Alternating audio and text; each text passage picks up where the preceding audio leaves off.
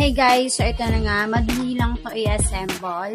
Nagkakuha mo ng item. So by the way, I bought 20 pieces ng ganito and 229 pesos lang siya nung nabili namin, pero 400 pesos yung kanyang retail price.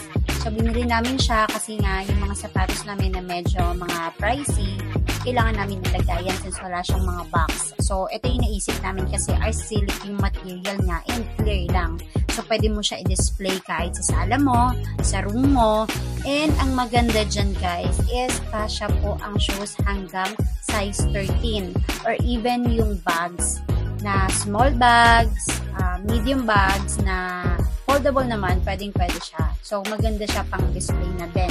Especially kung minimalist lang yung room mo, bagay na bagay ito dyan.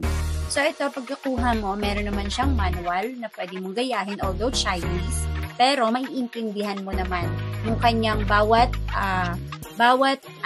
material ng ano dyan is maiintindihan mo naman kung paano siya ilagay. Kailangan mo lang sundan yung manual. At first, mahirap. Pero kapag nakuha mo na, madali na lang kagaya ng ginagawa ko.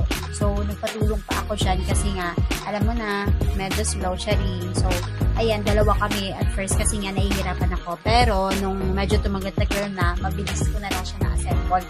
And, ito nga guys, ang pinakamaganda dito kasi, meron siyang takip na, alam mo yun, parang button down, button up. Yung parang magnetic closer, parang ganon. So, ayan, ganun lang, pupukpukin mo lang gamit yung kamay, hindi mo kailangan ng mabibigat na papukpuk dyan kamay lang. So, syempre, dahan-dahanin mo para hindi masira. So, by the way, sa Shopee ko nga pala siya binili, and ulitin ko, 229 pesos namin siya nabili, pero 400 po siya. And hindi ko lang sure kung nakasale pa siya ngayon. Pero I know naman, merong ibang mga sellers na nag-open, nagsisell nito. So, check nyo lang kung saan ang mas pinakamura din doon kayo bumili kasi isa lang din naman yan. Ang good thing lang din nito is maganda yung pagkakapak nung items dun.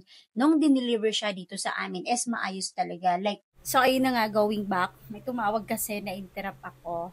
Kung ganito yung hinahanap mo na hindi masyado masikip sa mga sapatos mo, maganda talaga to.